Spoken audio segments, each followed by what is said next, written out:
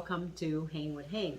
In today's video, I am going to share with you one simple key that you can increase your acceptance.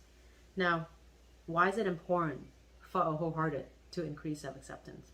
As you and I know, as wholehearted, we know how to fight, we know how to resist, we know how to push, we know how to will, right? We don't want to quit, we don't want to surrender, we don't want to give up, because that will make us weak and not wholehearted. But here's the thing. What acceptance does is give us peace.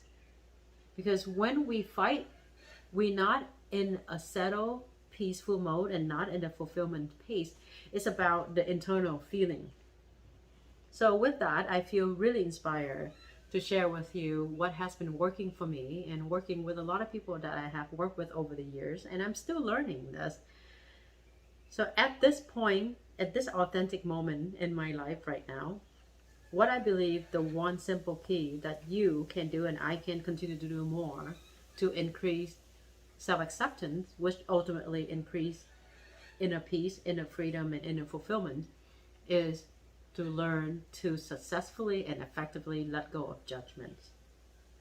Now, there are 3 different layers of judgment that you and I can work on.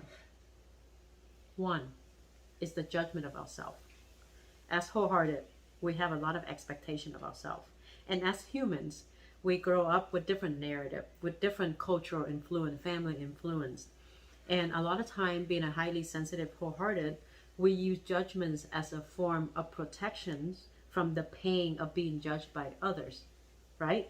And being an empath, it's painful to be judged by others who want to judge. And there are places for judgment, and I believe in the past I make a whole video about it. If you haven't watched that, there's a difference between healthy judgments and also prejudgment and misplaced judgment. That's a whole separate topic itself. But since we're talking about self-judgments, it's something that we have control of. That's something you have control of. So you can put a stop to it. Simply put a stop to it. And by stop judging ourselves, it will be easier for us to not projecting our judgment on others. So then the weight of other judging on us is a lot less when you're not judging yourself. So number 1 is we're gonna stop judging ourselves. And number 2 is stop judging others, which they are connected, right? Because a lot of time we have our own pain and we project that pain on other people. We start judging other people because we don't know how to stop the judgment within ourselves. And the 3rd layer of judgments is our own judgment on top of the judgment we have for ourselves. So whatever that the case is, stop the judgments. Stop the judgment on top of the judgment. Stop the judgment on other people, and stop the judgment on yourself. And the question is, how do we do that, right? There's so many ways that you can stop the judgments. And one of my favorite tools that I'm still using now since 2003, which is a long ass time, is EFT. Now, part of the EFT is that there's a setup statement. You say, even though I judge myself, I accept myself. And whatever the degree of acceptance is true to you, use that.